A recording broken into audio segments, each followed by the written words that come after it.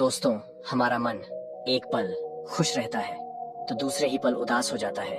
कभी इधर भागता है तो कभी उधर भागता है। इस अश्वरूपी मन को कैसे अपने वश में किया जाता है, हम इसे एक बुद्ध कहानी के माध्यम से जानेंगे। तो वीडियो को बिना स्किप किए अंत तक जरूर देखें। बहुत ही प्रसिद्ध कहानी है। आज से लगभग 1500 साल पहले भारत में एक बौद्ध भिक्षु रहा करते थे। उनका नाम था बोधिधर्मा।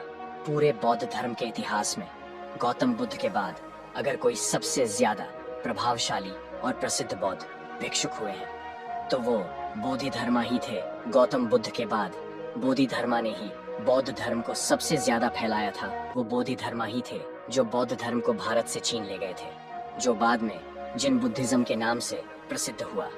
फिर ये चाइना से होता हुआ जापान, कोरिया और दक्षिण पूर्व एशिया के कई देशों में फैल गया। उस समय चीन में जो सम्राट था उसका नाम था बू। सम्राट बू ने गौतम बुद्ध और उनके शांति के विचारों के बारे में बहुत सुन रखा था और वो उनसे बहुत प्रभावित भी था। कहा जाता है कि सम्राट बू सालों इंतजार करता रहा कि महान हिमालयों की दुर्गम घाटियों को पार कर भारत की ओर से कोई बौद्ध भिक्षु चाइना में आ जाए और उसे बुद्धिज्म वह उसके विचारों के बारे में बताए। जब बोधिधर्मा चाइना पहुंचे तो बूढ़ा सम्राट बू उनसे मिलने आया। उस समय सम्राट बू मानसिक अशांति की समस्या से गुजर रहा था। उसने बोधिधर्मा से कहा, मैंने बहुत कोशिश की, हर तरह से प्रयास करके देख लिया, लेकिन मेरे मन में शांति नहीं है। ये हर समय भटकता रहता है। क्या आप मेरे मन को शांत कर सकते हैं? बोधिधर्मा ने कहा, कहाँ है तुम्हारा अशांत मन? दो मुझे, मैं उसे अभी शांत करके देता हूँ। सम्राट को कुछ समझ नहीं आया और वह चुपचाप खड़ा रहा। बोधिधर्मा ने कहा, ठीक है, मैं तुम्हारा मन शांत कर दूंगा, लेकिन इसके लिए तुम्हें कल सुबह 4 बजे अकेले मेरे पास आना होगा। और हाँ, याद रहे, अपना अशांत मन अपने साथ ही लेकर आना, उसे भूलना मत। सम्राट बू को यह जवाब कुछ अजीब सा लगा। वो उस पूरी रात सो न सका। सोचता रहा कि कैसा पागल भिक्षु है, कहता है मन साथ लेके आना। भला मन भी कोई भरी सामान है जिसे मैं छोड़कर आ जाऊंगा। उसने कई बार निश्चय किया कि जाने का कोई मतलब नहीं। इंसान पागल मालूम पड़ता है, लेकिन उसके पास और कोई दूसरा रास्ता भी नहीं था। इसलिए उसने निश्चय किया कि वो एक बार उस भिक्षु के पास जरूर जाएगा। अगली सुबह 4 बजे सम्राट बू बोधिधर्मा के पास पहुंच जाता है। बोधिधर्मा आंखें बंद करके ध्यान में बैठे हुए थे। सम्राट की आने की आहट पाकर बोधिधर्मा अपनी आंखें खोलते हैं और सम्राट बू से कहते हैं, तो तुम आ गए? लाओ, अब जल्दी से अपना अशांत मन मुझे दे दो, मैं उसे शांत करके तुम्हें वापस देता हूँ। सम्राट बू ने कहा, ये आप कैसी बातें कर रहे हैं? क्या मन भी कोई वस्तु है जिसे मैं आपको दे दूं? ये तो मेरे अंदर है, मेरे सिर की हड्डियों के अंदर है। बोधिधर्मा ने कहा, तो इससे एक बात तो साफ है कि तुम्हारा मन तुम्हारे ही अंदर है। सम्राट ने कहा, हाँ, मेरा मन मेरे ही अंदर है। बोधिधर्मा ने कहा, तब फिर तुम अपनी आंखें बंद करके बैठ जाओ और अपने उस अशांत मन को अपने भीतर खोजो।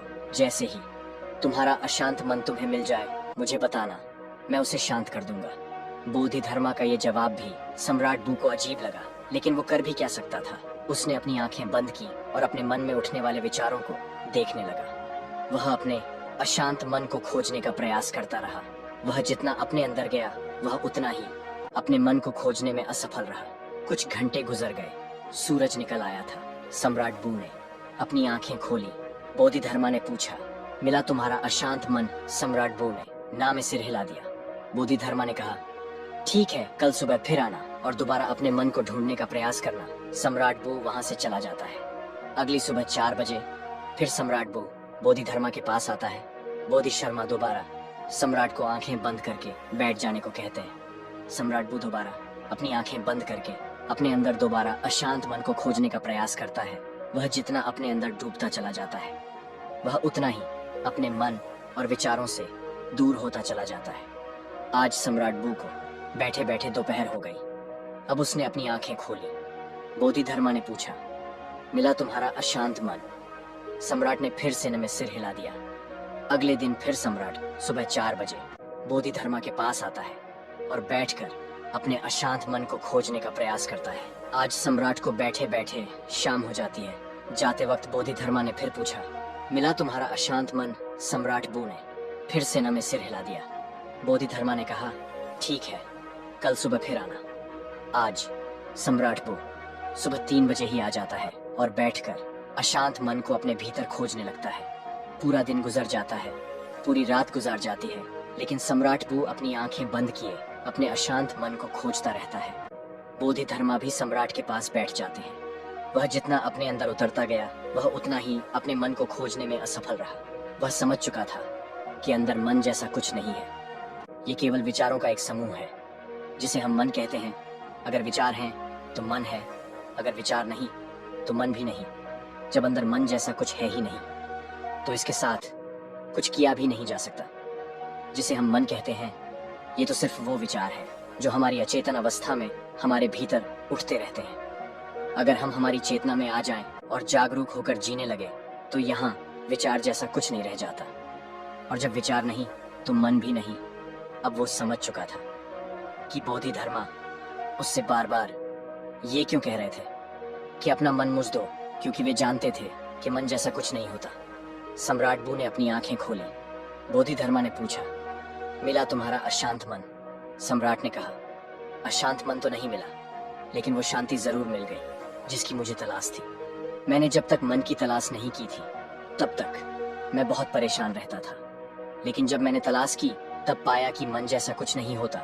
बोधिधर्मा ने कहा, जब भी तुम्हें अशांति महसूस हो तब आंखें बंद करके बैठ जाओ और अपने अंदर देखो कि ये अशांति कहाँ है, और तुम्हें तुम्हारे अंदर कोई अशांति नहीं मिलेगी। लेकिन हाँ, जब तुम खोजोगे तो तुम्हें तुम्हारे भीतर एक ऐसा इंसान जरूर मिलेगा जो बहुत ही शांत चित्त और स्थिर है।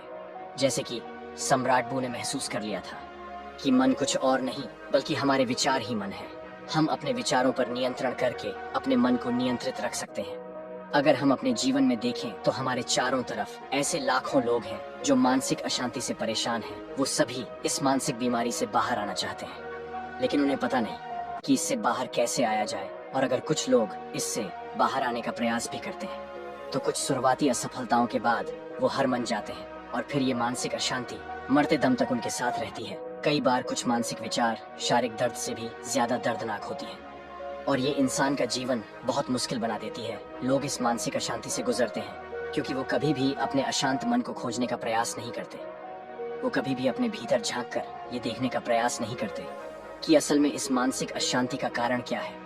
जैसे कि हमने इस कहने में देखा कि मन जैसी कोई चीज हमारे अंदर नहीं होती। असल में मन हमारे अंदर उठ रहे विचारों का समूह है, क्योंकि हम अचेतन तरीके से बस कुछ भी सोचे का रहे हैं। कभी बीते हुए कल के बारे में सोचते हैं तो कभी आने वाले कल के बारे में। इन विचारों की भागा दौड़ी में हम ये भूल ही चुके हैं कि जवान न तो भूतकाल में है और न ही भविष्य में। जीवन तो आज में है, इसी पल में है जिसे हमने जीना ही छोड़ दिया है। अगर हम अपनी चेतन अवस्था में रहना सीख जाए, जागरूक होकर अपने अंदर चलने वाले विचारों को देखना शुरू कर दें, तो धीरे धीरे हमारे अंदर उठने वाले विचार कम होना शुरू हो जाएंगे। क्योंकि तब विचारों को उत्पन्न होने का समय नहीं मिल पाता, क्योंकि हमारा मन ज्यादा तभी सोचता है जब ये अचेतन अवस्था में होता है।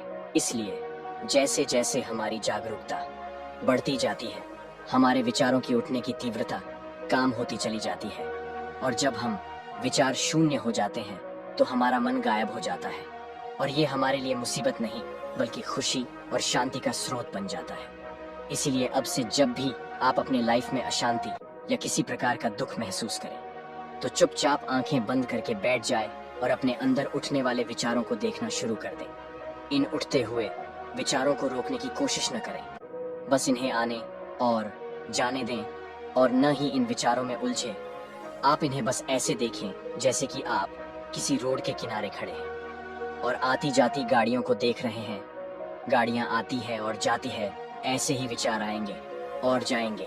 आपको बस उन्हें देखते रहना है। समय के साथ धीरे धीरे ये विचार आने बंद हो जाएंगे और अंत में आप खुद को एक ऐसे इंसान के रूप में पाओगे जो अंदर से एकदम स्थिर और शांत है। दोस्तों, ऐसे ही जीवन को बदल देने वाली वीडियो देखने के लिए हमारे चैनल को सब्सक्राइब जरूर करें। वीडियो को अंत तक देखने के लिए आपका धन्यवाद।